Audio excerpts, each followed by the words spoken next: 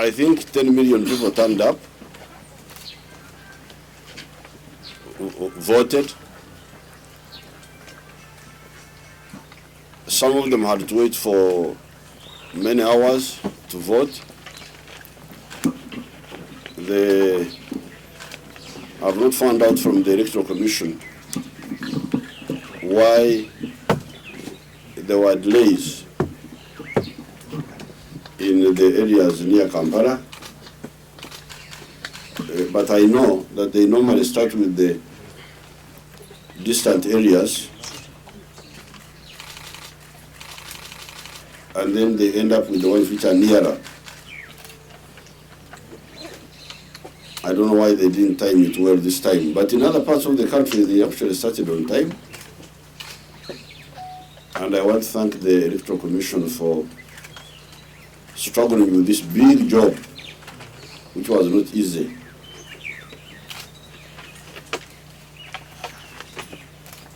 I insisted on using the electronic fingerprint reader, and I'm glad it worked. I was being intimidated by different people. This will not work, this will cause problems, but I insisted. This is because this is what I've been fighting for the last 53 years. The elections we had in 1962, which were full of mistakes, especially rigging, were around the problem of either somebody voting more than once, multiple voting, or people are not supposed to vote, voting, like the underage, for instance.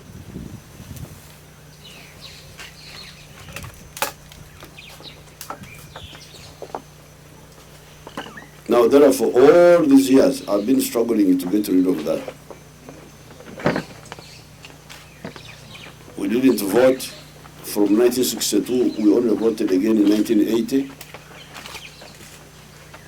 And we brought it up, but our partners that time did not accept it. Now, when we started again voting in 1993 for the CA, we didn't have the money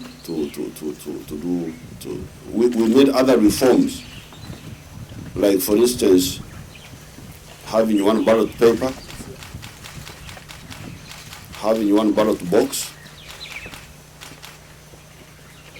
counting immediately after polling and announcing the results.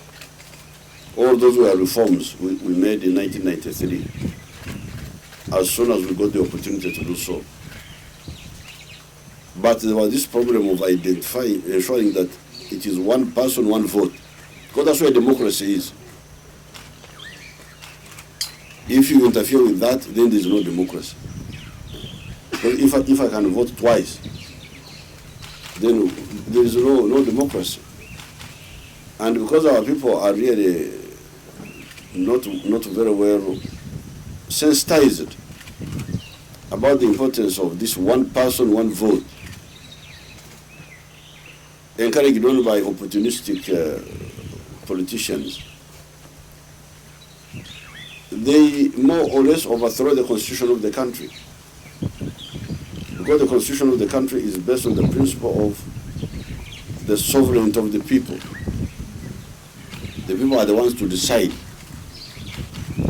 Now, and the way to decide is that one person has got one opinion, and he expresses it through voting. So if I vote more than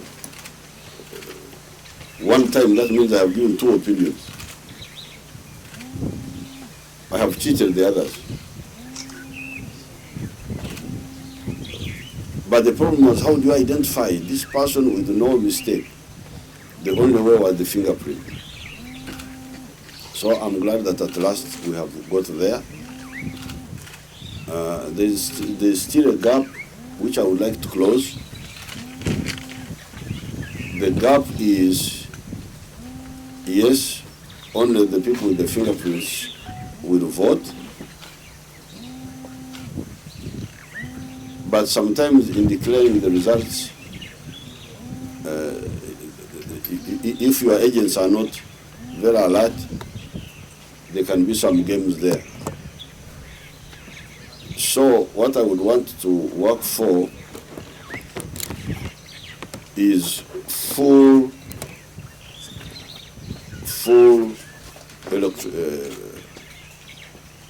computerization of the voting, whereby if I put my fingerprint on the candidate I like, then that's the voting.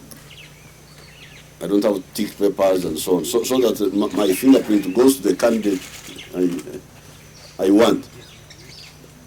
That will totally eliminate any games. And all these agents and people standing there, all this rubbish will end.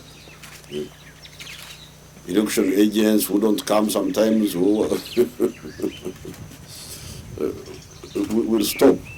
So that I put my fingerprint on the candidate I want, automatically the computer records it. And that's all. That's what I would want to work on in the coming years.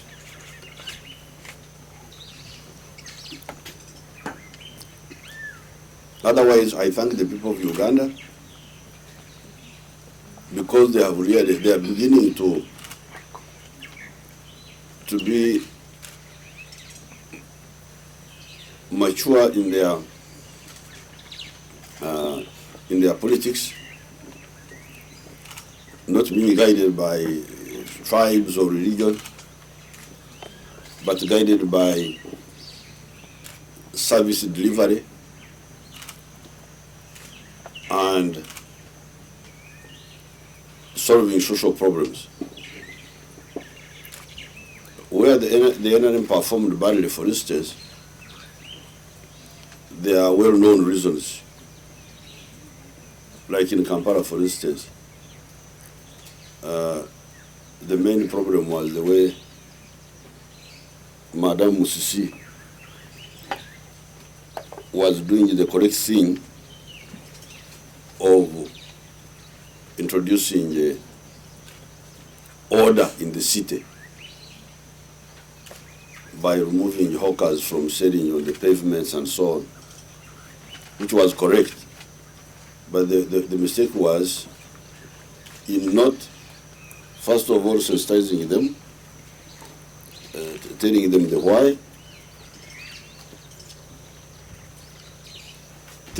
why, but also in getting them alternatives, getting those hawkers who were removed, getting alternatives. And then there's also unknown corruption by, first of all, the permanent secretaries,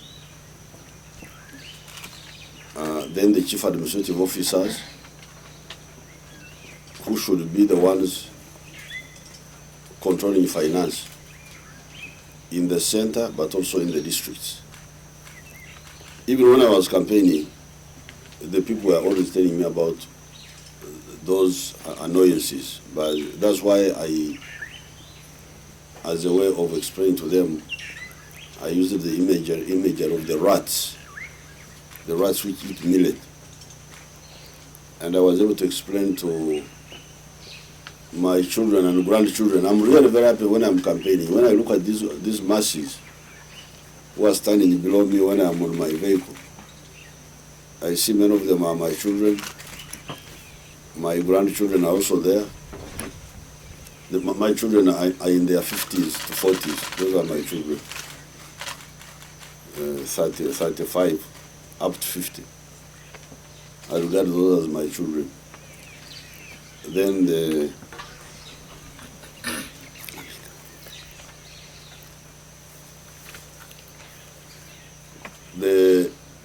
those are my children. Then the ones below, those are grandchildren. And then they are also great-grandchildren, because they come carrying the ones of 20 also have children already. So on my rallies, I have four generations. A few of my own group, the ones of 60 and above. I see a few of them there, not so many, but they are there.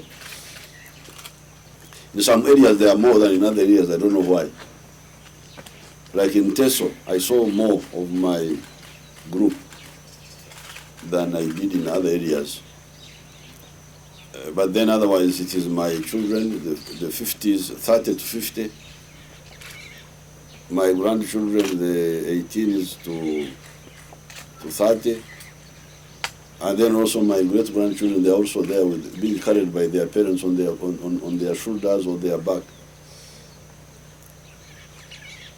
So I was explaining to them the concept of the rats, and it helped them to understand. I gave them the example of how the family grows millet for the family,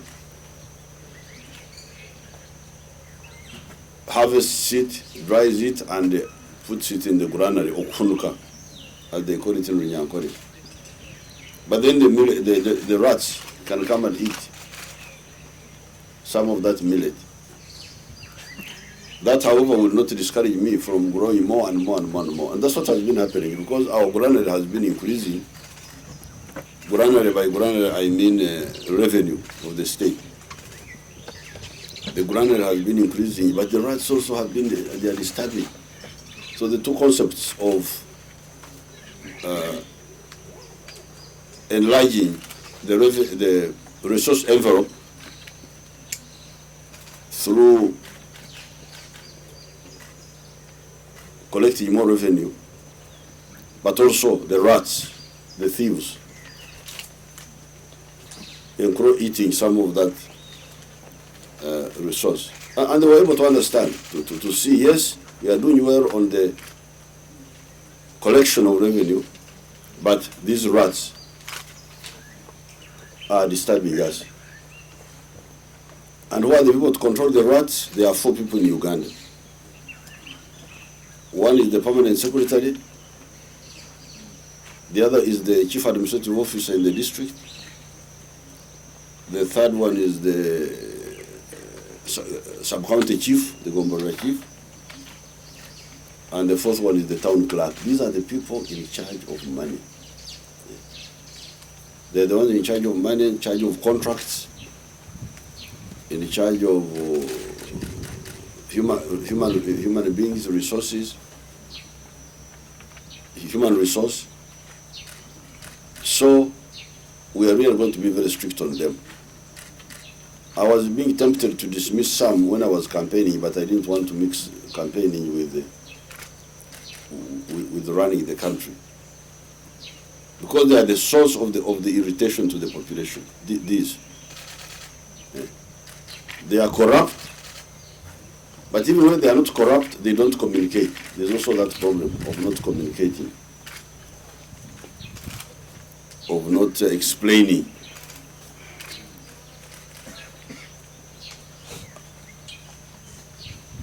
Therefore, you can see that our people are now behaving politically, like in Kampala. They voted against the NRM because the NRM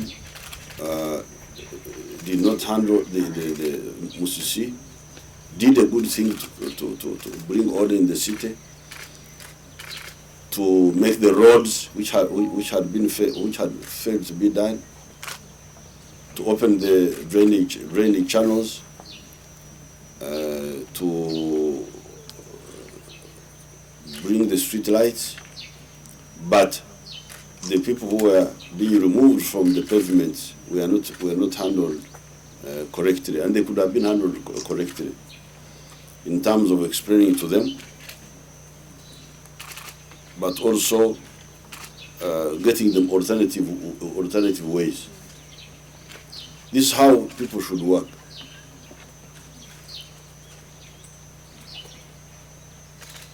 So I am very happy with the Ugandans. They came out in big numbers and voted politically. In some areas of Lango and Acholi, they voted against NRM because the issue of cattle compensation, which is not well explained by our people and exploited by the demagoguery of the opposition, because the opposition are not leaders, they're just demagogues, liars, just talking, you know. But our people should also have explained better, because when I go there, I explain. Even though I have got short time, you can see that people are beginning to get it. But I don't have time to explain it more. So I thank the people of Uganda for turning up in big numbers and voting maturely in the sense of political opinions rather than sectarian opinions. In some few areas, like in Kasese, you still have some mistakes made by some of the actors who should not have made those mistakes. But that will be sorted out. Therefore, anybody who is trying to challenge the results of this election must not be serious. This is because if NRM was rigging, why did we not rig in Kampala? Why do I agree to lose where I can rig? That's rubbish. Why did we lose in the Lira municipality and a few other areas? Even in Rukunjiri, we lost in some areas of Rukunjiri district. Why does some of these people say it is good voting when NRM loses, but bad voting when NRM wins? That's not logical. What sort of logic is this? Yeah.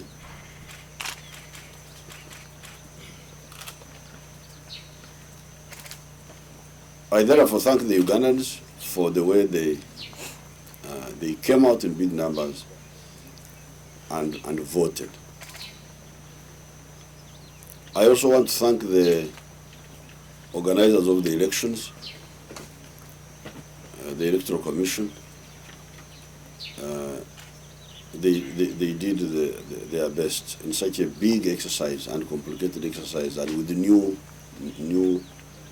technology items like the electronic fingerprint reader.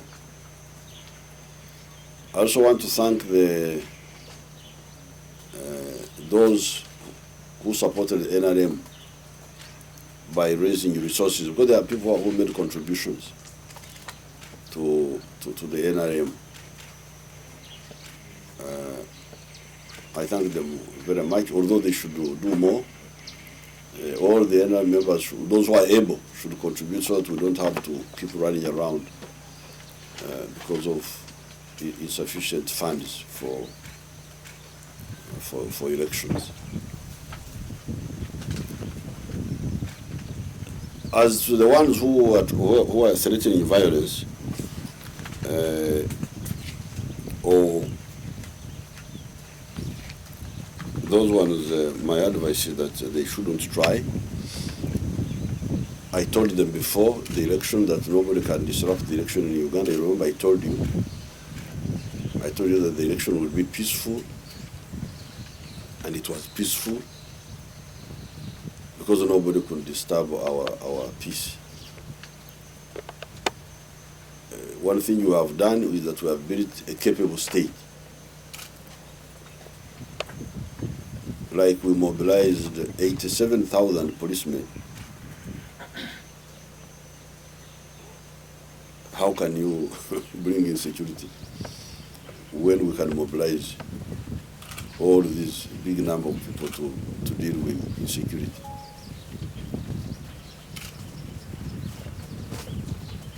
You saw the elections were peaceful.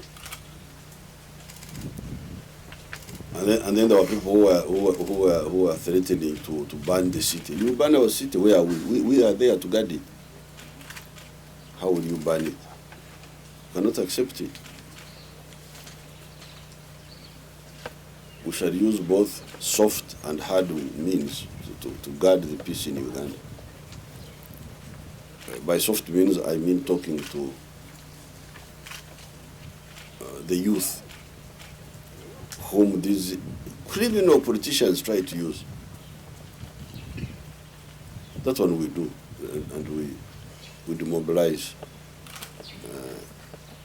our children from being used by criminal politicians. But also we can use non-lethal but tough methods to deal with any troublemaker. So I want to assure all Ugandans there was peace before the elections, there was peace during the elections, and there will be total peace after the elections. And I would appeal to you to go back to your work, and then wait for these other coming elections, the local government ones, so that we conclude this cycle, and then we'll go to the real business.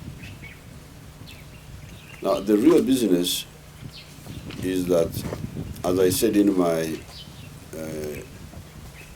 campaign, we are going to put emphasis on the wealth funds, those 5 wealth funds. The NAD's money, we want to increase it to 1,000 billion, so that every household gets, in the rural areas, gets an acre of coffee, fruits, or tea, depending where you are, if they have land. The youth fund, I want to increase it to 234 billion from the present level. The women fund, which was not there before, I want to make it 234 billion. Then the microfinance fund, to make it 180 billion. Because we want to get rid of poverty. Here where you are, I'm glad you came here.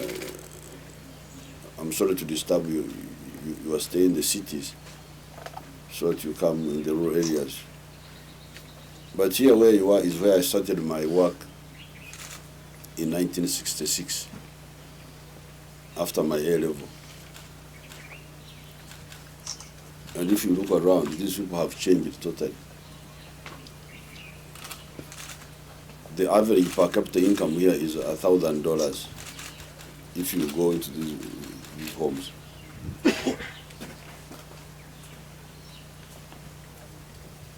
I am here, I have been here, I have experimented with poverty eradication in this area, where I started in 1966. I was interrupted by Amin and Obote for 16 years, from 1971 to 1986. When I came back, I resumed. I have written about this, but people don't attend to that. They are busy with other things, nonsense, seven agenda, I don't know what. But here, you have people who have got from poverty. They are here. Address, P.O. Box, Kiruhura. If you want to. They are here. They are not in Kenya. They are not in London. They are here. You go to their homes and see. The average per capita income here is $1,000, where they have listened to my message. From 1966. When I came back in 86, I resumed. And by 1995, I had proved that you can get rid of poverty in the rural areas. And And I made a countrywide tour. 1995, I made a countrywide tour when I was talking of Okulembeka, talking of... But they don't listen to those things. They just listen, go for nonsense. You had when I was debating with those gentlemen, that school debate where I was involved, like school children. We sit there, you, what are you saying? Oh, just like school children. But when I was in that school debate, I told them, you people, are you talking about Uganda or you are talking about fiction? You find people talking about fiction. I'm not talking about fiction, I'm talking about Uganda, here.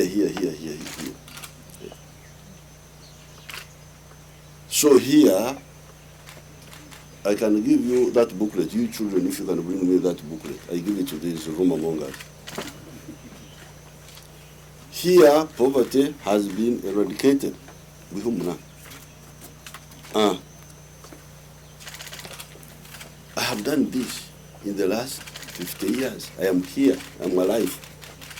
I'm not dead, so we are not reading about post-mortem. The area where I started is here. But you have no time for this. You are busy with London, with I don't know what, with Northport, Southport. Here. So we are going to get rid of poverty in the whole of Uganda.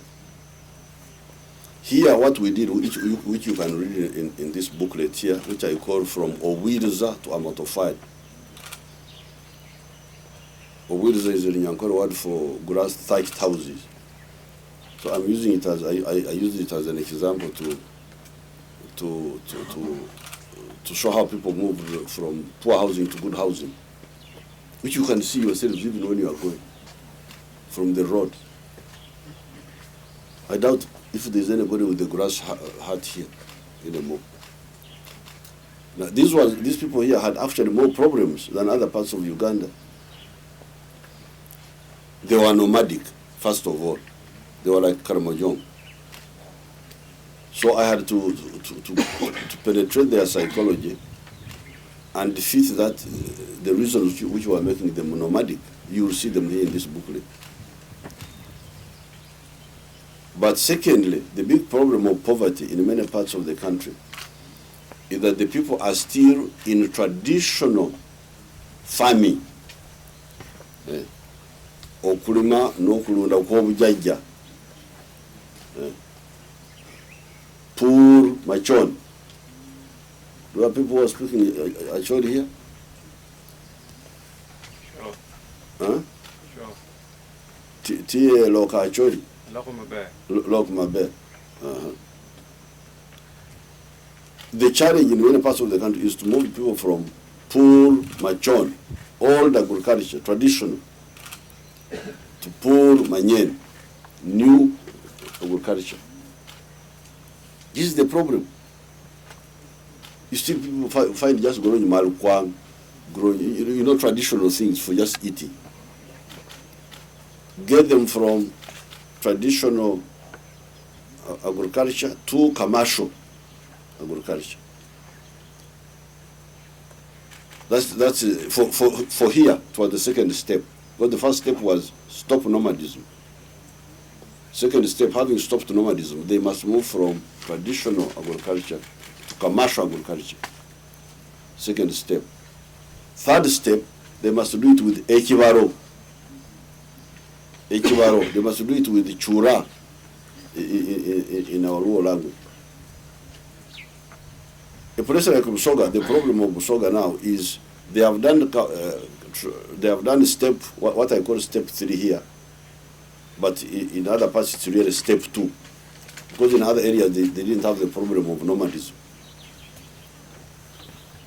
Like in the case of Busoga, the problem is they do commercial agriculture, but without ekibaro, without economics in it.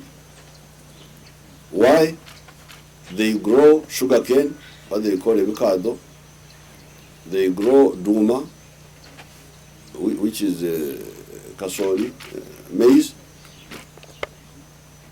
which are crops that can be done, but on a large scale, if you want to get money out of them.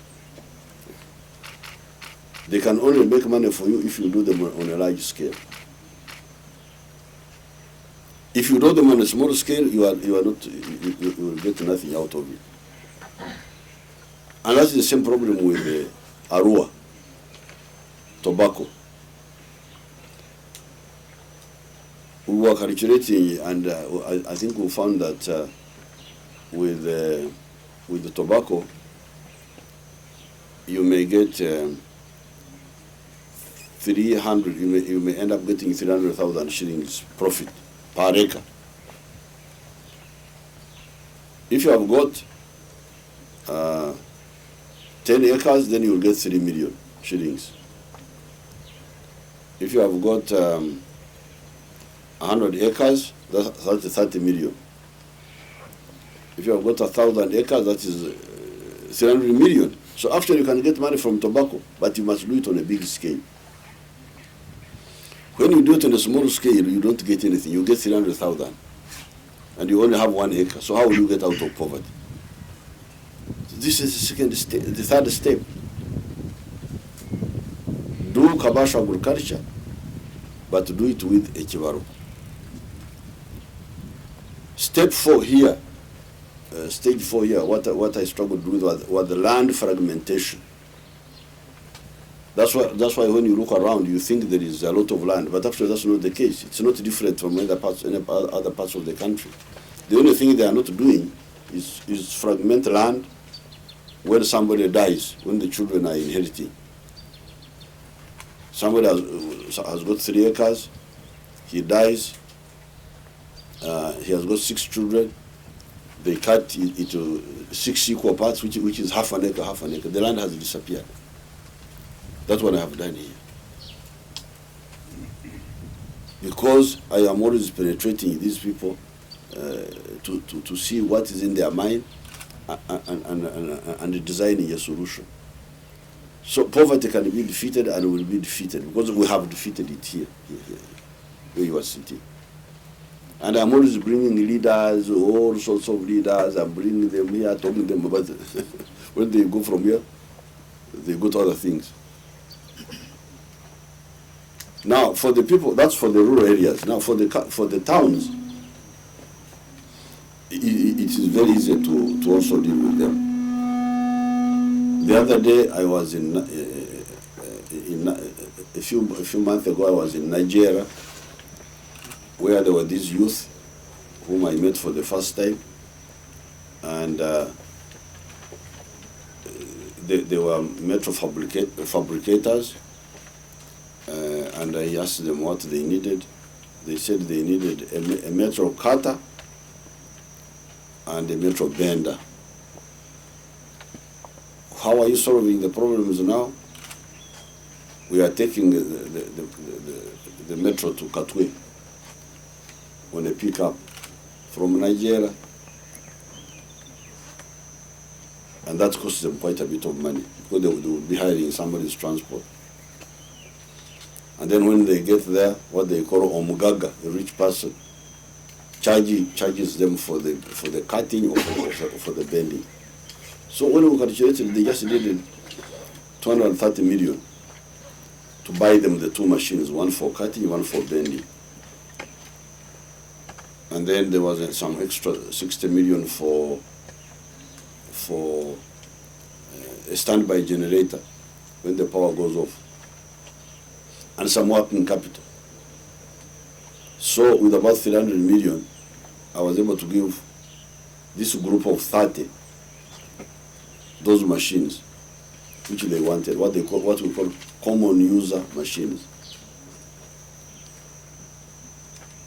And by having those, they were able to serve now 17 groups. In this group were 30 boys. But there were similar groups, 17 of them in the Nigeria area. What I have told Chisanja, there's a boy called Chisanja, say, you go around, let's register all these groups so that the ones who need those machines, we give them to them, we buy them for them. Very simple. And that's why the people of Kampala confuse themselves. When they are not happy with Musi, they vote for opposition MPs. Opposition MPs are useless, like the ones who have been there, because they never brought up these issues. But anyway, we shall deal with them directly. We don't, even if the MPs are not there, we shall deal with it. But more importantly, is to attract more factories in the country, more investors. And here, the crucial thing are the civil servants, the Uganda Investment Authority. I don't want to hear of an investment delaying for more than a week. Once somebody says, I want to invest, you must solve his problems within a week. Give him all the necessary licenses within a week, because we need more and more and more factories. If you can bring my, so that I show this room among us, those documents of mine, tax collection, that file of mine, the one I've been going around with. You should look, who is paying more taxes in Uganda? From my head, I think the biggest taxpayer is MTN.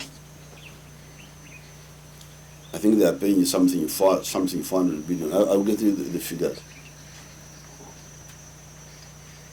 MTN for more than 400 billion, then I'll get you the figures.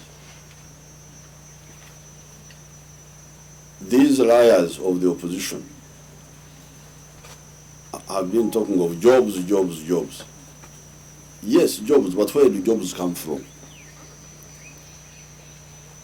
Where do jobs come from? Jobs come from wealth. As I said I was explaining in my campaign, if I build a hotel, it is my bugaga, it is my wealth. But that hotel now employs people.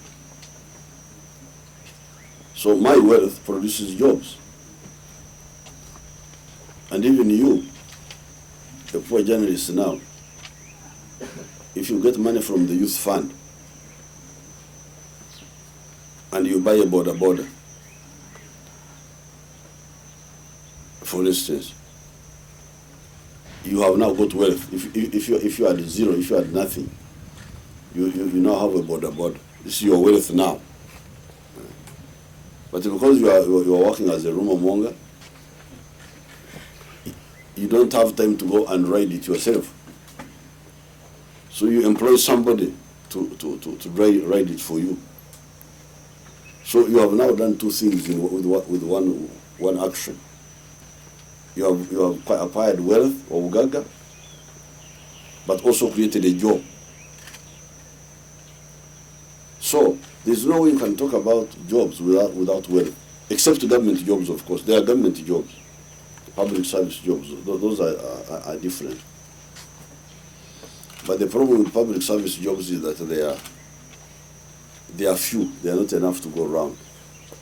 So the real solution is wealth and jobs.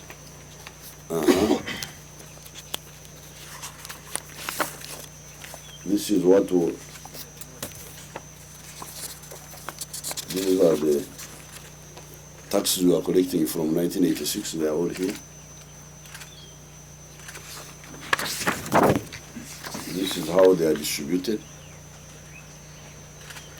by ministries, according to ministries. But the one I was looking for is this one. The top taxpayers. From here it is MTN, 458 billion shillings. Nile Breweries, 197 billion. Airtel Uganda, 155 billion. Uganda Breweries, 131 billion. Stanbic Uganda, 102 billion. Toro Cement, 82 billion. Century Bottling Company, 78 billion. Ujagari Energy Limited, 74 billion. Kakila Sugar Limited, 70 billion. Umeme, 66 billion. Tinyara Sugar, 62 billion. Sentinel Rural Bank, Development Bank, 61 billion. Sugar Corporation of Uruguay, 57 billion. So, these roads, like the one you came on from Kampala, and the schools, and the hospitals, and the health centers, and the defense of the country, and the electricity, which is everywhere now, are worked on because of these people. These people who pay a lot of tax. And the more of them we have, the more the taxes.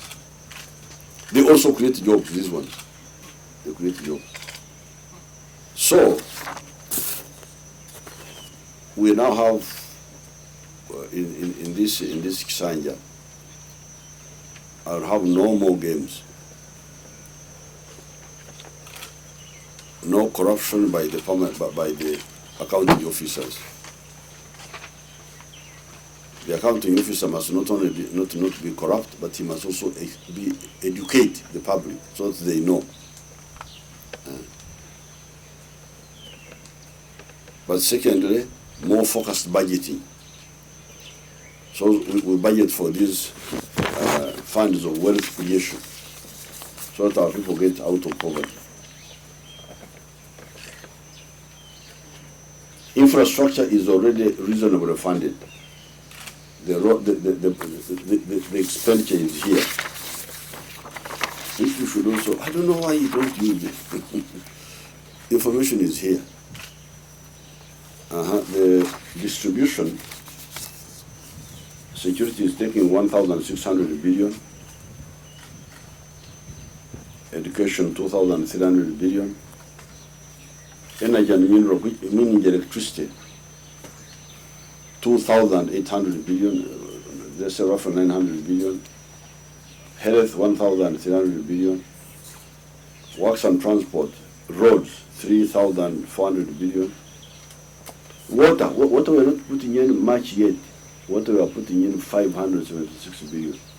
So we know that one is not yet fully funded. Agriculture, 510 billion. And this is why I want to add more money of NADs, so that everybody gets seedlings. So I therefore appeal to Ugandans and thank them, congratulate them for voting for a serious group, in spite of the weaknesses which I know and I saw. The NRM you have voted for is capable, and with more resources we are going to fill the gaps so that we tackle poverty, continue with the infrastructure. The regional market is already there, we have already worked on it, so the Ugandans, once they have something to sell, there is no shortage of market inside the country or outside, in the region and beyond. I thank you again, and I wish you good luck. Thank you.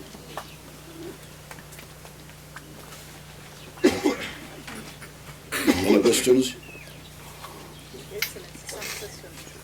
Yes? One question per group.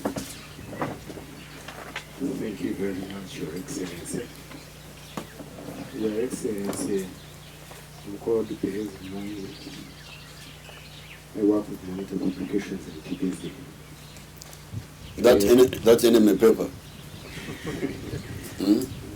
Your Excellency, I'm a Chica, I will begin with the Chica expression. That imbwa ikayungura umukazi yaje yiruka yahumura yagiti ikabategera mu no gumwana.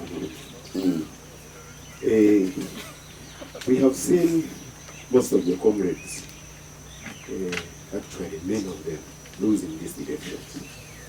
However, people in the country have seen them as thorns in the foot of the NRM.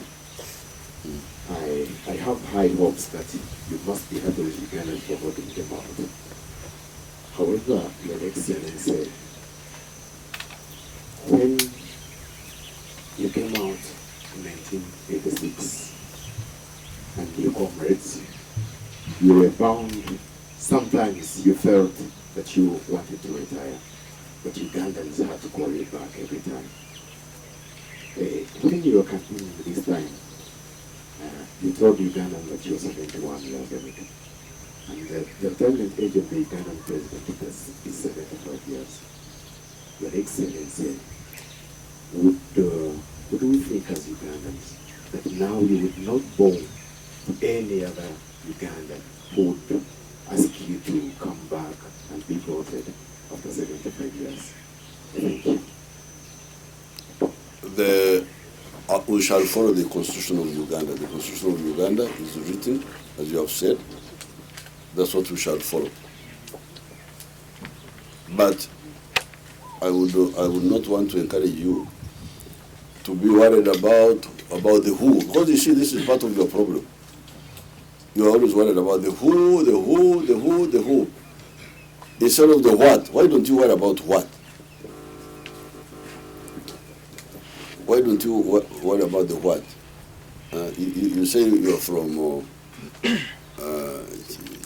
Kigezi. I don't know which part of Kigezi. From Kabale. Whether Museveni retires or not, because Museveni retiring has no problem at all.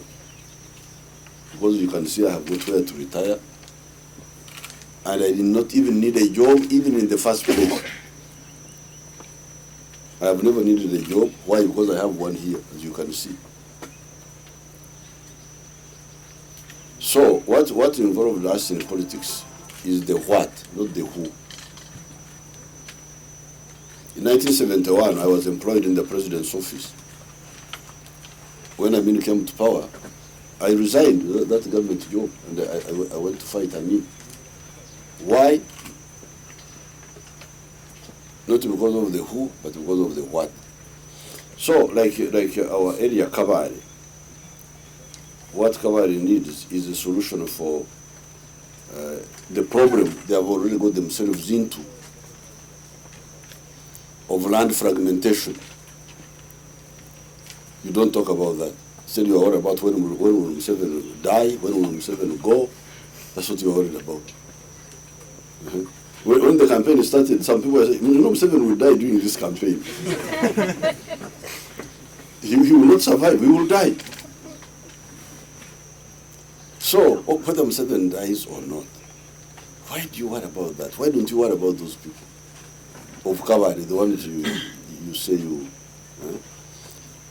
Kabale is one of the richest parts of Uganda.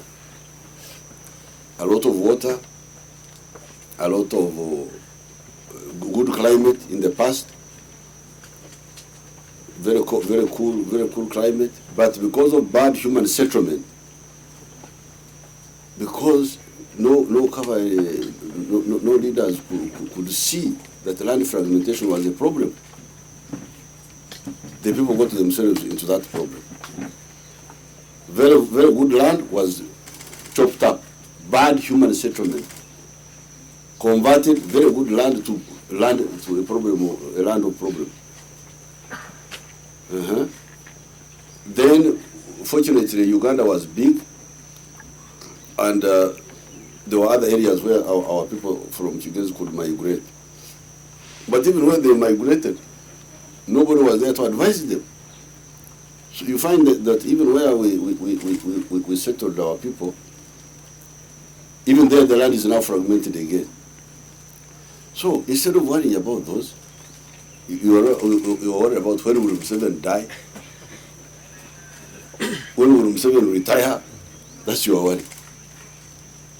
Why don't you? When I worked on these people, I was not in the government. You don't have to be in the government, to do something for your people. In 1966, when I was finding solutions for the people who are here, you go. You have got this satellite these days. You can use your satellite. This is the one you are capturing in my rallies. What do you call this? Drones. You can use drones and you fly around here. So why do you worry about when Museveni will retire and all that? I don't see even why it should be a worry to you, but since you are worried, I don't want you to develop ulcers. But I thought the bigger worry would be, what will my people, how will my people survive? That's what you should be worried about. Yeah. So when you're not worried about, I also get worried. This one who is not worried about the things he should be worried about, and he's worried about things which have no problem at all. Museveni retiring, no problem. But I also, because we put in so much energy, like in that debate of that school children debate, which we had, I said, you people, why do you always talk about small things? Why don't you talk about the East African Federation? That monitor people of yours over Gakan. I never hear them talk about the East African Federation. And yet that is the future of us. Why don't you talk about things which are crucial for our survival as black people? Eh? Museveni retired. What are you worried about Museveni retired? Museveni has no problem. Working for the government for Museveni is an inconvenience. It's not an asset at all. I don't need to work in the government. I have never needed to work in the government. But I cannot allow Africa to be marginalized the way it was, if I can help. Where we were involved, I had a chance in the few minutes, 2 minutes, 5 minutes, as if we are in a theater. So, in the 2 minutes, whatever, I said, please, do you know 2 words? Prosperity. Because now, I'm a milk producer here. Uganda is now producing 2 billion liters of milk. Ugandans are drinking only 800 million. So there is a surplus of 1.2 billion. So my worry is where to sell that milk. And that's why I need the East African Federation. What I've said about milk is the same for the bananas, the same for the maize, is the same for. And then the other one was security. The Americans have gone in space. We are just here like ebinyomo. These insects which eat sugar. We are just here. Talking about European football, talking about what? Where is the future of Africa? Why don't you talk about that?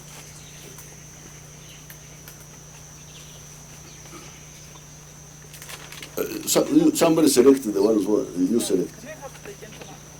Thank you so much, Your Excellency. Congratulations. I am to place the graduation as a local vision radio in Baraga. At this new term, Your Excellency, you're going to deal with an expanded parliament. That is about over 400 members. You're going to also face an expanded number of districts. About 25 were recently put up. And the opposition has been campaigning on the point of reduction of public expenditure. I think public expenditure is some of the rats that you've been talking about that breed our granite. How are you prepared to deal with this public expenditure that is skyrocketing in the next 5 years? Thank you so much. The NRM is a liberation movement. Now, in the past, you had colonialism, but you also had sub-colonialism. Some of those districts and constituencies are liberation units. Because you get into, if you take Buganda, for instance, you say Buganda. But within Buganda, there are different groups of people. Like the Baruri are there. They are not Uganda, but they were put in Uganda by the colonial government. So, when you give space to these groups, it's not a bad idea. They can use their language, they can, there is the issue of expenditure, but if it is planned for, it's not a problem. The only problem is when it's not planned for. Otherwise, the districts, the constituencies can be managed. There are 400, I know, but we shall manage them. Select the ones to. Can we have subject from NPS, followed by Ali Waswan, Arab Moi, President? Thank you, Your Excellency. My name is Joseph Sabit and I work with NBS Television. A few hours before the Electoral Commission chairman declared the results of the elections, we saw the preliminary results from the observer missions, especially the European Union observer mission. They seem to identify so many gaps in the elections. They talked about the playing field not being leveled. They talked about the way your opponents were handled during this election period, especially FDC candidate Dr. Kizza Besigye. What do you say about that? Well, really, me, I'm not a joker. I'm not a joker. I am here. That's I told those Europeans we were talking about.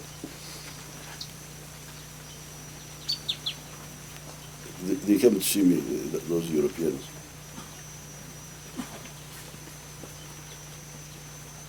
Here, I'm dealing with a pre-industrial, a pre-capitalist society. I'm telling you about people moving from traditional to commercial farming. Why do I spend so much time on that? In Europe, they moved from traditional to commercial 300 years ago. The time of the Industrial Revolution in Europe. So, when we are engaged in our real struggle to change our people, I don't need lectures from anybody. How to organize elections. I was organizing elections in 1963 at Mtari for the school debate. I knew how to organize elections. So who can tell me about elections now? I've told you the problem with elections in Uganda has been multiple voting. Not anything else. What level playing field are they talking about? The radios are everywhere. I am the one who does not have level playing field with monitor paper there. They will put Besigye on top of me, big picture of Besigye exaggerating his rallies, they shrink mine, or they take apart that monitor group. I have defeated them. Down. I try to talk to them politely, what. I even rang their man, Aga Khan, and I told him, I'm going to defeat your traitors here. So I have defeated them. They're just sitting here, comfortably, in a democratic Uganda. They would even manufacture pictures. You know, they would cut and add pictures. So the messages rallies look big. So the level playing field is not a problem because the radios are so many. That monitor was it has been opposition paper for a long time. Now the headline today was Museveni again, but now I got food Museveni again.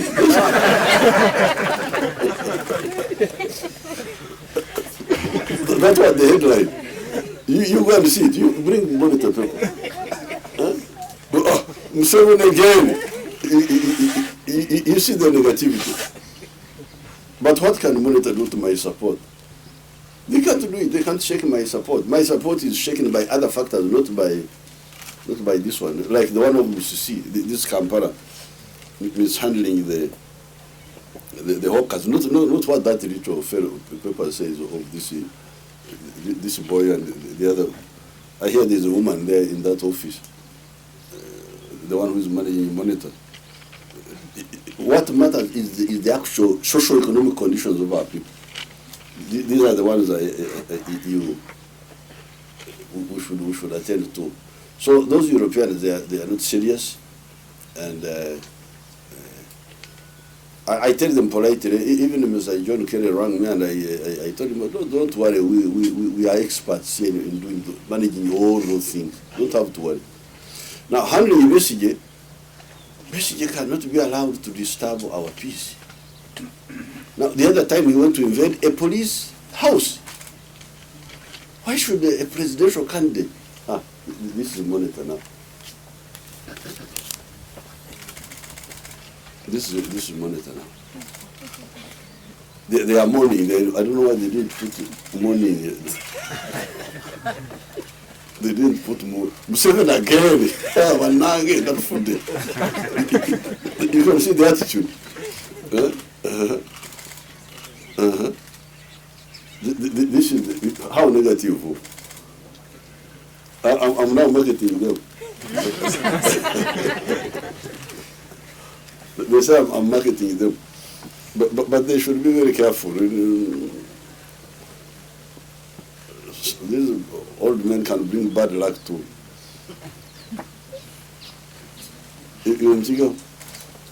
Our person was operating mission. You should be careful antagonizing old men. Bankita Ali Waswa, Kola Nebukete Paper Radio in TV.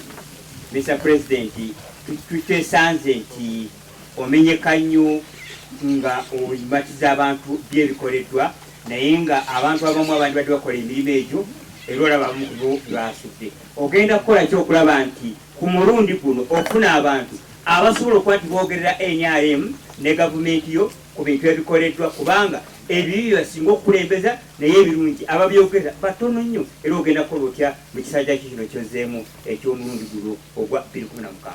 Ogenda kulaba kyenakola. Ogenda kulaba kyenakola.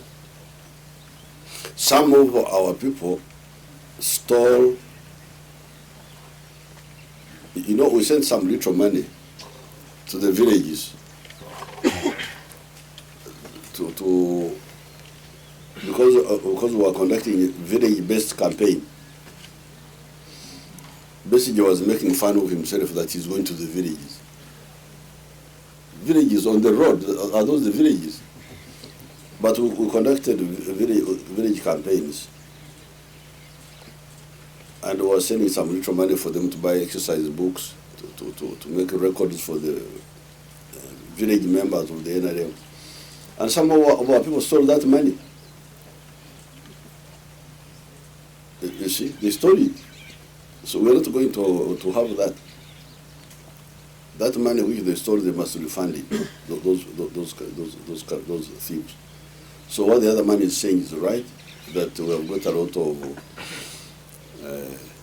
greedy people who have infiltrated the ranks of the NRM. It's true. It is very true. Greedy, unpatriotic. That's true. Mm-hmm. And it will be addressed for sure. Well, thank you very much, Mr. President. My name is Daniel Arab Moy. I work for Press TV. Your Excellency, I'd like to find out from you, many people in Uganda, especially those from the opposition, have been complaining about the Electoral Commission. And the EU yesterday did echo the same concern, that the EC lacks independence. And that is the word that they actually use. That's absolute rubbish. All those tell them that they are talking rubbish. I've told them politely that the problem of elections in Uganda is not the Electoral Commission. It has been the problem of technology to stop multiple voting. That's where the problem is.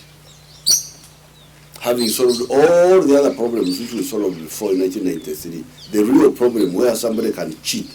Because, in fact, that Electoral Commission, the electoral machinery, because the electoral commissioners are few, they're just 6 or that smaller number there.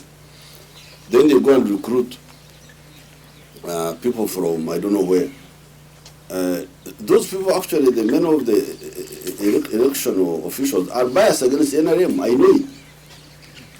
You have heard, they are saying that Museveni got 61%. But actually we got something like 66. All these 5% of the votes spoiled are NRM votes. Yes.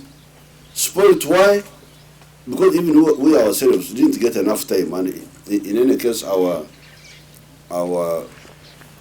population is also illiterate. Some of them are illiterate.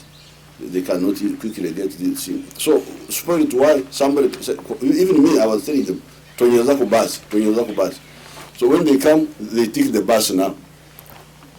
Now this bus, or even they take the candidate. These biased election officials, the polling people, they say this is invalid. Those invalid votes are all, almost without exception, Museveni's votes. 5%. So we are talking of 61%, but the actual percent is 66. Yeah. There was one place where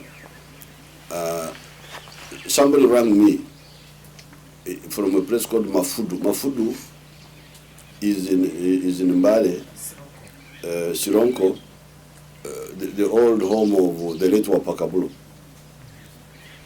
My young brother Mbabazi beat me on that station with 5 votes. But 45 votes, my votes had been declared invalid. And because they were declared invalid, my young brother beat me with 5 votes. 45. Why? Because my people had ticked the bus, had ticked even the candidate. But that is voting. They have indicated whom they want to vote for. Even if they didn't tick in the box, because we didn't explain to them very clearly ourselves. Even me, I didn't explain it. So that's why the problem is not these 6 people.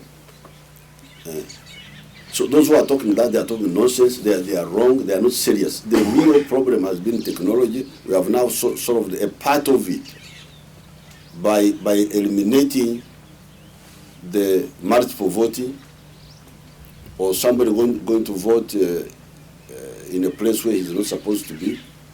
There is still a gap. If we get money in these 5 years, I would want to close it, which is I would want that electronic voting to the fingerprint, to apply it to the candidate you want, and then automatically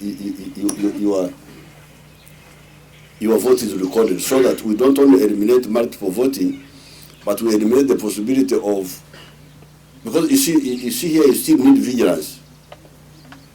You come and you say, I am a voter, and the machine says yes, you are a voter, you are not what do you call, you are not a ghost, you are the real one. Then you go and tick. But now it will remain to the human beings to be the ones to count, to declare. Then there's a lot of you need a lot of vigilance, so that when they are counting, Museveni, Besigye, Mbabazi, Charia, all those people. Now, when they are doing that, people need to be there to watch that somebody, biased people do not count Museveni's vote as the Besigye's vote. You still need the human vigilance to be there, which is not always easy. So I would prefer that we eliminate all these human beings, and then we go electronic. When I come with my fingerprint, I press, I want to vote for Museveni, and I press on his picture, and my vote is automatically recorded. So we eliminate all this corruption, bribing, what? That's where the reform is needed. Not Kiruhura or all those things they are talking about. They are not serious. Excellency, can we take 3 more Yes, yes, yes, I am here. I don't want to go and bury somebody who died. Otherwise, I would ask these people until sunset. Because now they are here, and they have invited me at their own risk. Have you had the two ladies to watch the day, Winnie and Abraham Thank you, Excellency. My name is Nakabi Shila. I work with Cruiser FM in Barra. When on the campaign trail, a number of your opponents talked about trimming the cabinet from 72 to 24. And as the elections also came in, we saw a number of your ministers being dropped. The same happened in the primaries. What could be the problem? Why are your ministers being dropped? Are they useless like the opposition is saying, or something is wrong somewhere? Well, of course, if the ministers are being defeated locally, it means that they didn't have close links with the people. Because if they have close links with the people, I don't think it is easy to defeat somebody. And that's the purpose of democracy. Democracy is exactly that, for the people to say what they want. Trimming them, that's another subject, because those opposition again are not serious. Because if you take a sector like agriculture, I have like 4 ministers there. There is the main minister. There is a junior minister, general duties. There is a junior minister for fisheries. There is a junior minister for animal husbandry. Now, where is the wastage there? Having one human being to be in charge of the fisheries of Uganda, you think that is a wastage?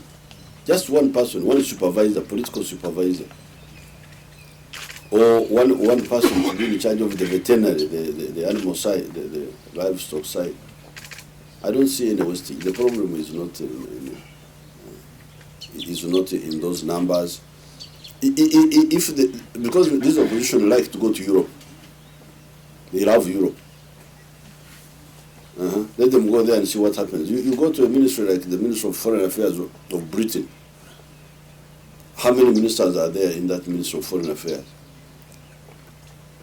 There's the main foreign minister, then there's a minister for Africa, there's a minister for the Middle East, there's a minister for... You go and analyze on the internet, sometimes they put that information there. Just having one political supervisor, one political supervisor, how can this be a problem? Like Minister of Works and Transport, there is the main minister, and then there's a Minister of State for Transport. The other minister is the one handling the roads, the one handling the railway, the one handling this is a very big sector. Having 2 or 3 ministers in such a huge sector, what is the problem? Take the Minister of Gender. Gender, it has got labor, has got youth, has got women, I think. Yes, these are huge, just one person. Those people are not serious, please. Those opposition of yours. That's why I ignore them. Because they are not serious. They will not solve any problem. And they have never solved any, because I know them.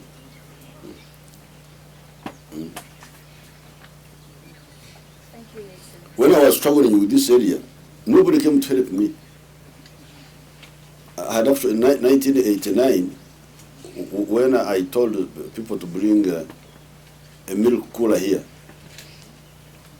nobody was bothered. So those Wanyankore cannot change. I said, why not? If you talk to people, they will change. They didn't believe. Now, this is one of the biggest producers of milk in the whole country, this area here. If you go to that trading center of Rochelle, if you pass there, you stop. How many milk coolers are here? You ask them. Just stop on there. Ask them how many milk coolers are there, and how many liters of milk are going through there per day.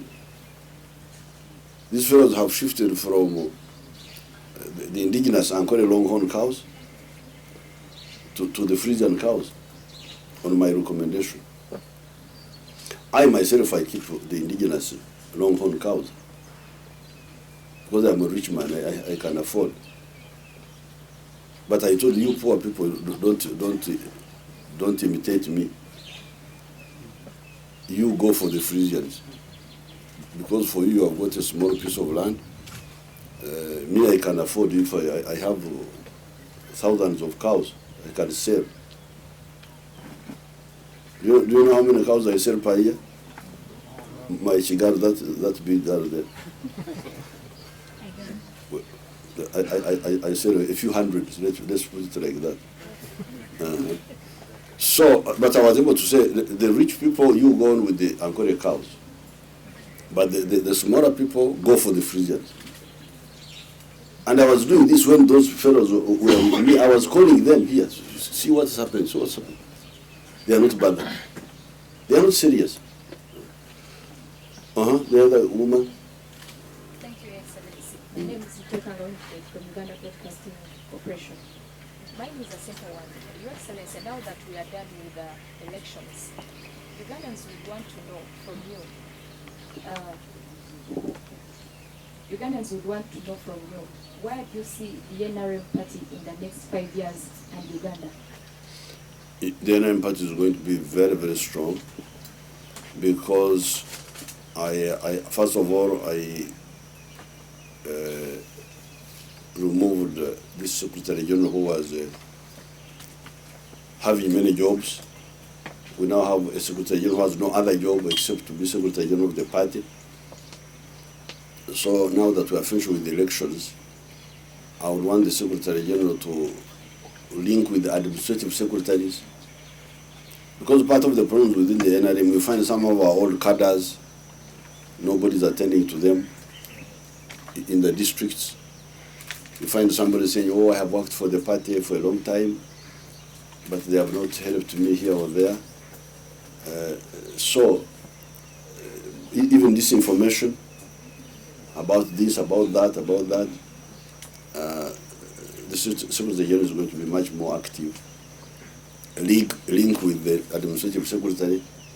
We should have administrative secretaries who are serious, who intervene wherever there is a problem. You find there are land wrangles in a place like Uganda. Nobody follows up, they're just sitting in the office. And here there is a party there. The party should stand with the people. If people are being evicted wrongly, the party should be there.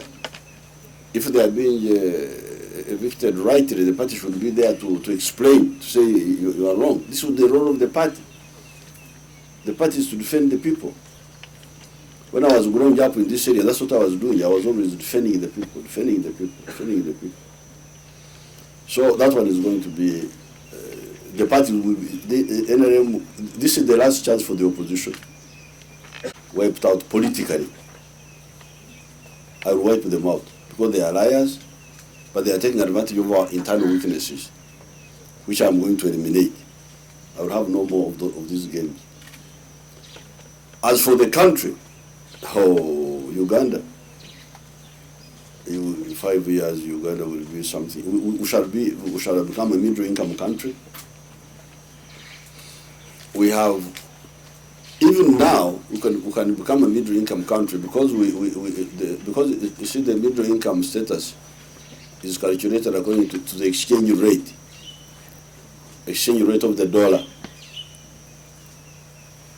Now the shilling has been going down because we don't export enough, or what we export is not of high value. We export raw materials. But we are now going to, we have started already. You saw me during the campaign, I launched the garments made in Uganda. I launched them at Bugorobi. And the industrialists are lining up to come.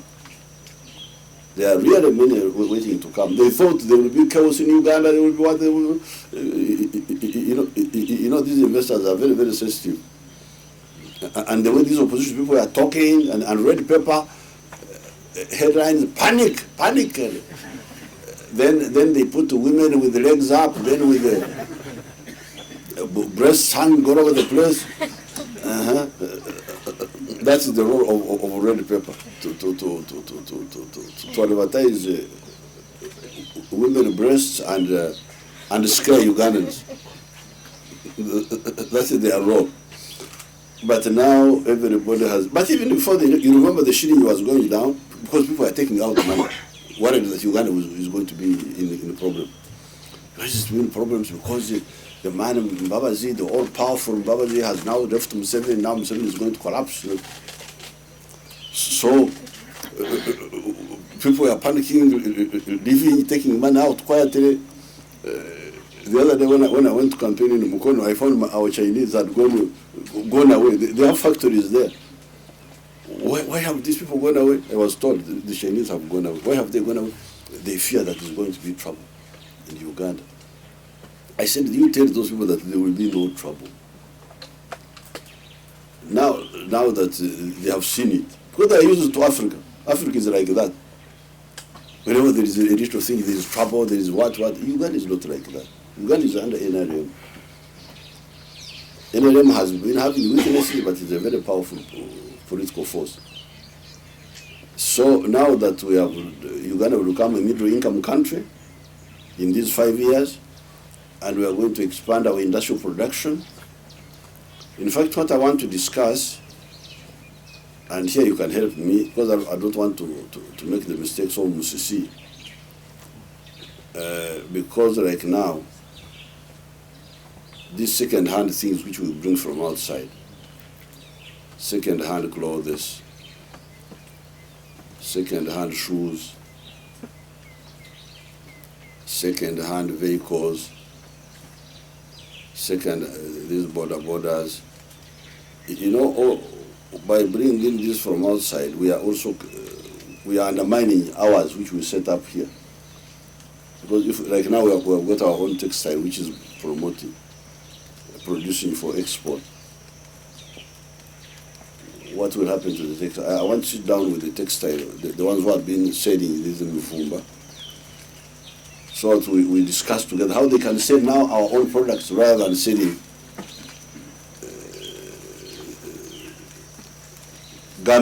second-hand garments from outside. The same with the shoes and so on. Okay, let's two final questions, and then we'll go from the rain, because Your Excellency. Your Excellency, I'm called Abraham Mugandu, and I'm from Vision. Mine is on the issue of fighting poverty. About more than 10 years ago, basing on the statistics of poverty indicators, you started the concept of model villages. People are rolled to various districts in the country. And these model villages, where the target was that they can become centers of learning, so that our people can know how to fight poverty at household level using small pieces of land. But this concept, Your Excellency, seems not to be working in the district where it has been put. And where is that? I've been to Kamwenge, I've been to Shenyu, Kundiri, and these other areas. These other areas have not been there, but a few areas which have tried to this, I think the model is not working. And it seems there is a confusion between your staff, seems to be, who are implementing this program, seems to be fighting one another. So in your concept of fighting poverty in the next 5 years, what plan do you have for these villages so that they can become centers of teaching our people on how to fight poverty themselves, other than waiting for handouts from government? I thank you. Now, I don't know where you have been. If you have been to Raharo, in Ushenyi, have you been to Raharo? Yes, sir. What did you find there? The program, Your Excellency, seems not to be working properly. Because when you go to, like the cows, dairy cows which you give, when you go to dairy corporation at the change office, you will barely find nobody bringing a liter of milk to sell it there.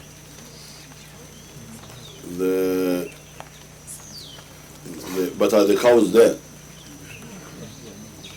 Recently, I moved to the RDC. Some of the cows have been sold. Others, people are complaining they have died.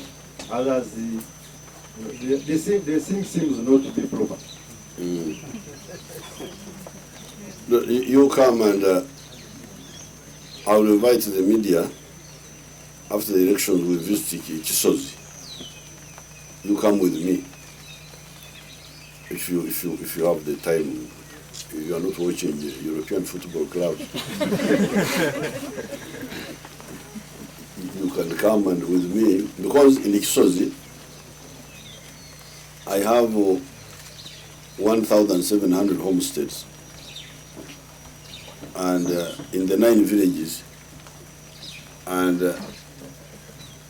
I am sure they are all engaged now in commercial small-scale farming. Ruharo, I think the villages were 1,000, the homes were there 1,200.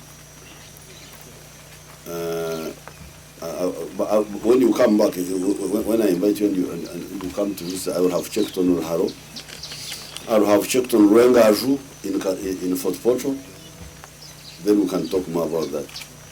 But let's start with Ixos, which is a bit near me, so that we see what's happening there. I will give a bus to you and drive you around, you people. Huh? A chopper. That's a real journalist. Because in the chopper you don't see anything. How will you have? How will you see Muhogo and all that? Okay, 2 final questions and we'll go. Your Excellency, I'm called Timothy Spasi from WGS TV. The voting trends, that is the voting results that were given by the Electoral Commission showed that you lost terribly. You lost in the military barracks. A case in point, Makenge, Muya, the Air Force base in Entebbe. What does this mean? To a person like you who has a grip on the military, and what is your assessment of your political concerns in the army about their performance? Do you think that they did enough job, or they did a disservice to you? Well, I'll have to check those figures because I don't trust figures coming from the WBS. That WBS is also a funny one. It is like a relative of monitor. So I will do my own figures, and next time we shall talk about it. Thank you very much, Your Excellency. I'm called Chris Mugasha. I write for New Vision from Bushenyi. My concern is on the issue of investors. You talked about how the foreign investors have helped our economy, but when you look at the situation so far in the country, it's like the economy is not favoring them, and some of them, they are closing out. The what?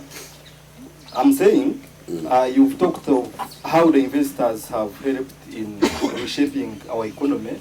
They are the ones paying the taxes, which we are using to construct the roads, schools. But it seems the issue of taxes is not favoring them, because there are some investors who are closing. Like we were expecting Uchumi supermarket to open up here in Mbarara, but we are even told the one in Kampala, they closed, which means there is something which is not good on their side. And still on the same issue, you've talked of MTN.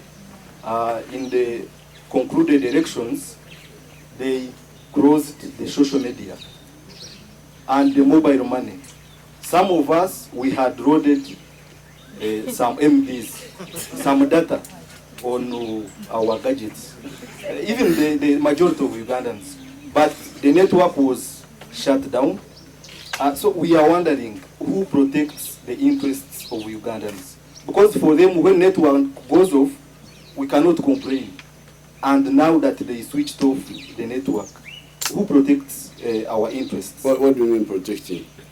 I mean, like now, if I had loaded the data for 10,000 and now the days are gone, shouldn't they refund? Which data now? The internet. It's all about the internet. Because to access internet, or the Facebook or WhatsApp, you have to load some MPs. And now the system to load some MPs. That is data. Some money. Load money. Megabyte. So these telecommunication companies, how are they going to refund our money? And then still on the same issue of taxes, because okay, the economy is growing, but some Ugandans are sweating. They are paying taxes heavily. In fact, if you were to move around the towns where you said the voting was not good, it's because of the taxes they are paying, and they expected some maybe change of leadership, and then they get something on taxes. So what do you promise Ugandans on the issue of taxes? And finally, there are too many questions. That's enough. Yeah, I had put another one on this paper because of time. Thank you. Now on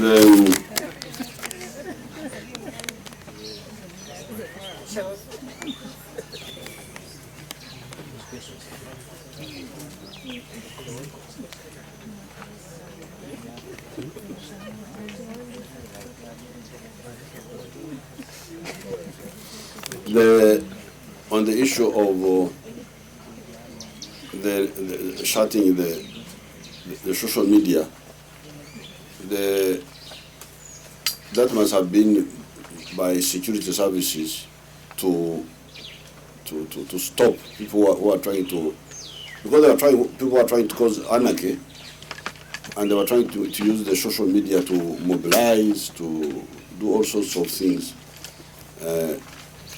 So they had to stop that. There was a lot of intelligence information on some of those things.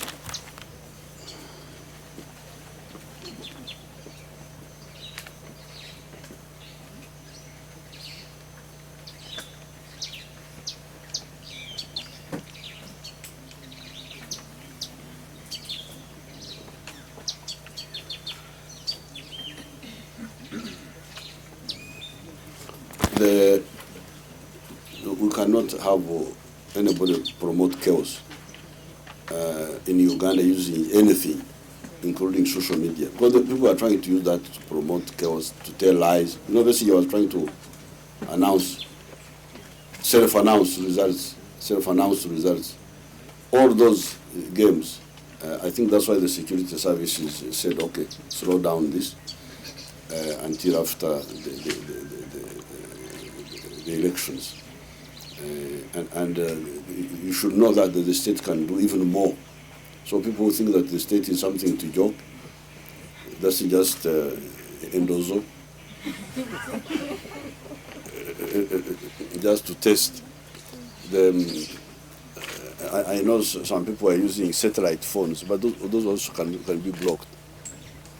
So please, when you are in Uganda here, don't think that you are in Somalia or anywhere. Don't think of playing any games. Just follow the law, and things will move well. I think that's why there was that temporary. It was for security reasons, and we have benefited. We have had peaceful elections. Everything is finished now. This one has gone off. Then on the issue of the taxes.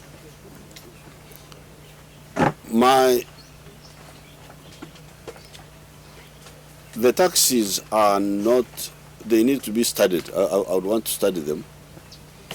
What I know is that exports are not taxed. When you are exporting, those exports are not taxed. When you are importing scholastic materials, they are not taxed. When you are importing machinery, they are not taxed. The things that are taxed are mainly luxury consumer items, like beers, and so on. There was a little tax, income tax on now. So I don't know what taxes are being complained against, because the important taxes are not there. We don't tax exports. We don't tax machinery imports.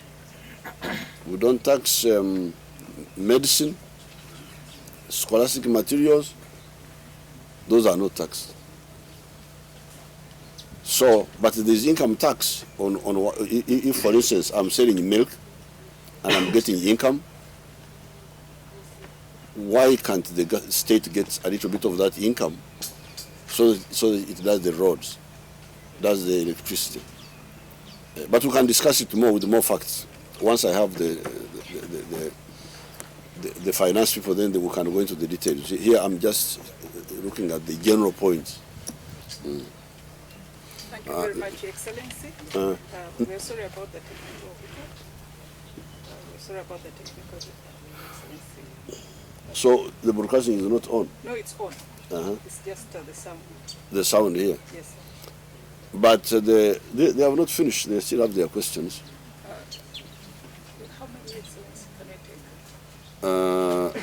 You can have 3 more. 3 more. Can we have Caleb, the gentleman in brown, those who have not asked any questions, and the gentleman in red? Those are 3 questions. And there's another fat man there. Thank you, Your Excellency. On the issue of unemployment among youth, some are complaining that when they go to borrow money, loans on youth livelihood, they are being asked for security. So, which hopes are you giving to youth outside there? During the campaign, I made it clear that these wealth funds should have no security required on them, no single. Thank you very much, His Excellency. I'm Coordinator Sassi Emmanuel Magango. I'm working with Radio 5 in Australia as a station manager. And I'm from Bremba. When I'm in Bremba, I'm working as NRM chairperson from that sub-county. My question is or my concern is the NRM structure. And in this election's time, we have been active. And after election, NRM structures become dormant for some quite time. What plan do you have in these 5 years? The next question is on milk price. Milk price, I see last time we had a struggle, people complaining about the milk price, but up to now, no any action taken. Thank you, Excellency. Now, on the NRM structures, what we want to do, we now have a full-time Secretary General, and so that one should be very active. We want to have very, very dedicated administrative secretaries at the district, and then we're also looking at the possibility of maybe paying the chairman of the district and the sub-counties if they are not part of the LOC 3 or LOC 5. If somebody is NRM chairman but not LOC 5, would want to pay him so that he is like full-time on job also.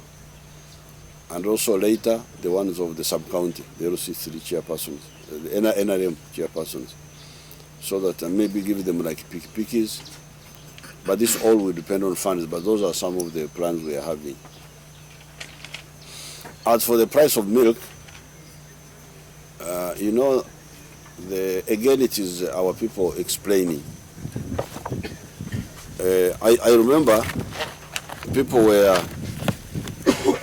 were agitating to have a higher price of milk,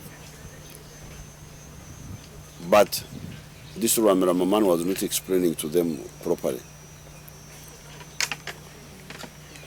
The question is, the milk we are producing here will not be only consumed in Uganda, because the Ugandan market is not big enough. We must therefore compete with our milk in the international market. So, what is the price of milk in London? A litre of milk. How much does it cost in London? How much does it cost in New Delhi? How much does it cost in Beijing? How much does it cost in Japan, in Tokyo? Once you get that price of the litre of milk in those international markets, then you work backwards so that you arrive at a realistic price which will not kill the processor, because if you take too much money from him, he will collapse and go away. Once he goes away, your milk will not be processed. If your milk is not processed, it will not reach the external markets. Even here internally in Uganda, it will not reach Kampala. So the whole industry will collapse. So this is not an issue of propaganda, an issue of politics. It's an issue of economics, of costs, of comparative costs. I challenged them when these people were here. I am a milk seller myself, but I don't want to deceive people by saying that we should get a lot of money, when in fact we are committing suicide. Because if you overprice your milk, the people will buy the milk of New Zealand. They will not buy yours. And when they don't buy yours, where will you sell that milk? The internal market here is not enough. It will collapse. Two final ones. Your Excellency, thank you so much. It's a good opportunity. Your Excellency, you have been very magnanimous. For those people who fought against you, you have brought them to the table and they have contributed to national development. I have heard you referring to your former Prime Minister, John Patrick Amama, as your young brother. And when you have a saying,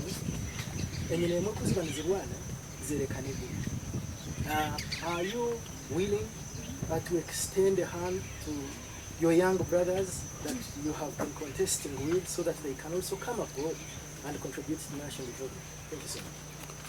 Well, I have no problem with anybody, because I'm not working for myself. I'm not working for anybody. I'm working for the country. Like now, the next Uganda here we are developing. Uganda is going to become a middle-income country in these 5 years. It is going to become a first world country in the next 30 years. But I want to see Uganda as part of the East African Federation in order to guarantee the black man with a center of gravity. You see, the Western countries, in Western Europe, there are some smaller countries, like Denmark, like Luxembourg, like all those little countries, Belgium. They are there, they are small. But they have got a brother who is strong, who guards them once there is need. And that brother is the United States. Even UK is a smaller country. When they were under threat from Hitler, those small countries were guarded by the Soviet Union, and the United States.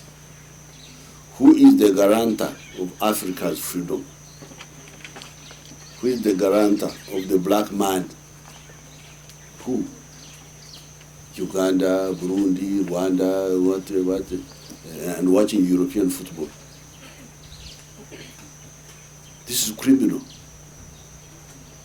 So we are saying, I've been saying, and I was saying with Mwalimu Nyerere, he died, he left us, and we have been saying, we the Pan-Africanists, we have been saying, we must create an African center of gravity, a powerful African unit, which can guarantee our freedom, but also the freedom of other Africans.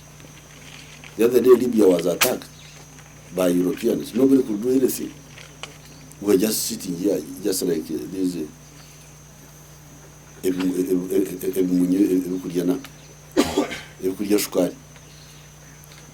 What sort of people are we?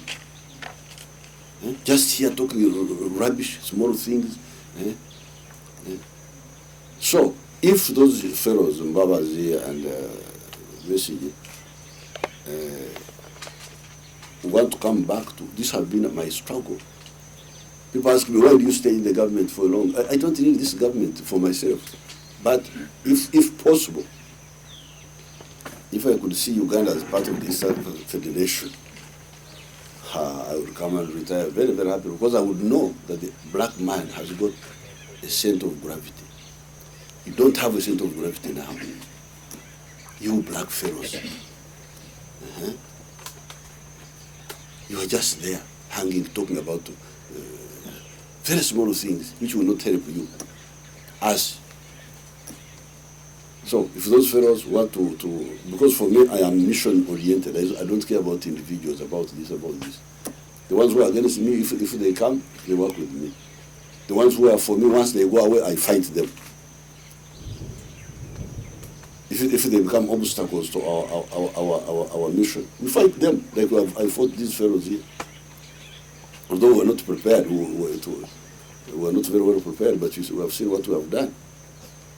I've been addressing 4 hours a day, explaining the mistakes which were actually made by other people.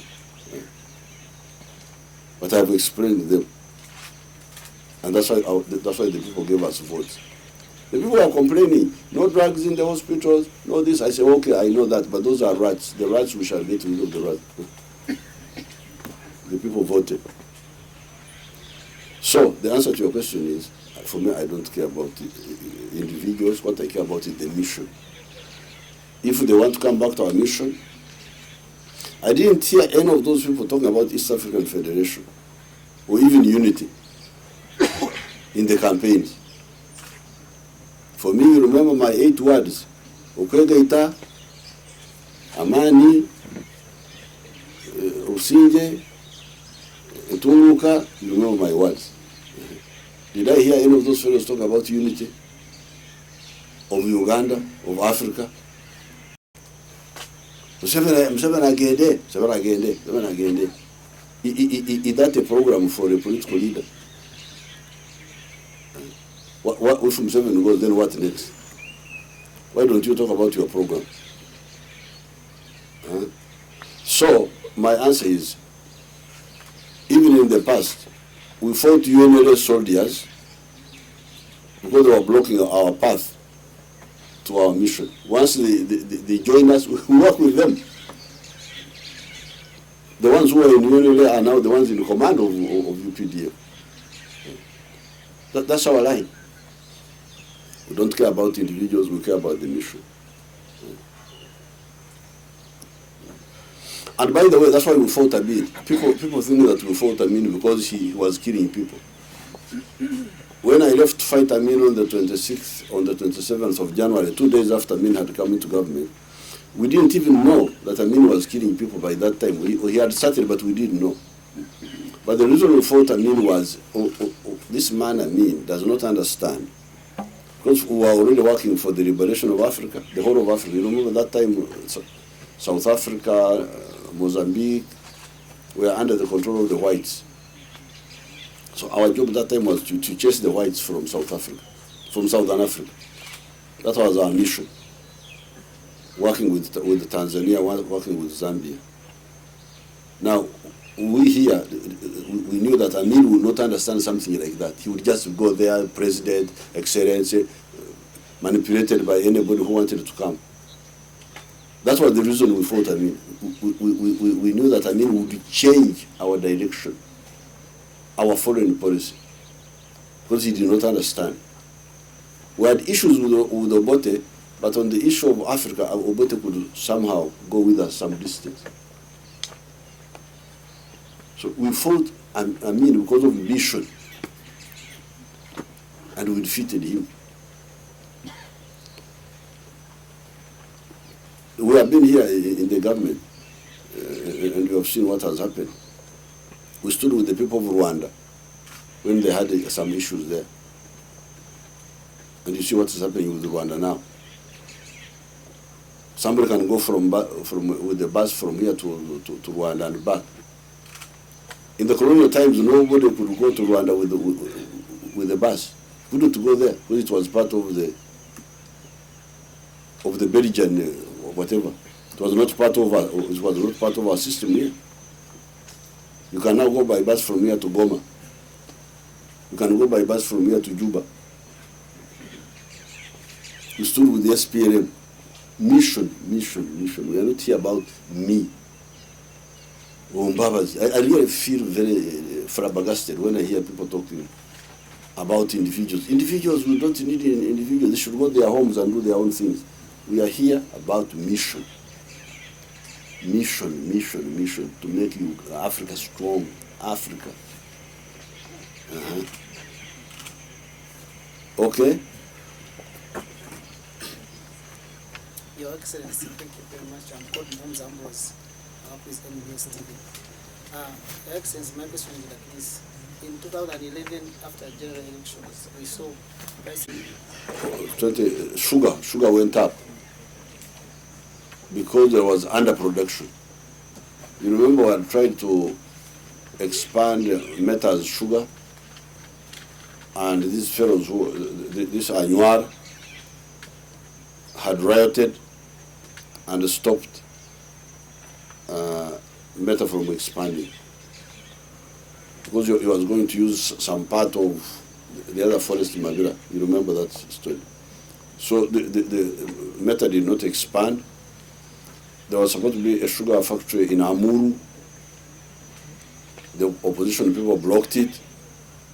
So there was a shortage of sugar because of underproduction. But now there is overproduction. There is big production now. Madvan has expanded. Other sugar factories have come up. There will be no. That still was not because of the elections, but because of the sabotage, which had happened before. Now I want to inform the Ugandans. After the victory, some of the Ugandans wanted to hold the victory rally at Kiruhura tomorrow, but we have now, our people have found out that the children are going back to school, apparently, in these days. These are days of taking back children to school. And also there are elections, local government elections, in next week, some of them next week. Now, because of that, we have now decided that the victory rally be held later.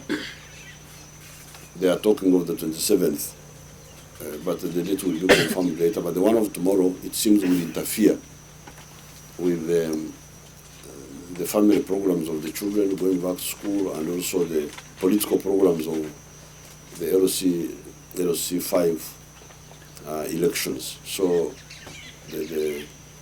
my staff here have advised me, and the Secretary General has advised me to inform you that the victory rally will be held later, not tomorrow. I thank you very much, and I wish you good luck.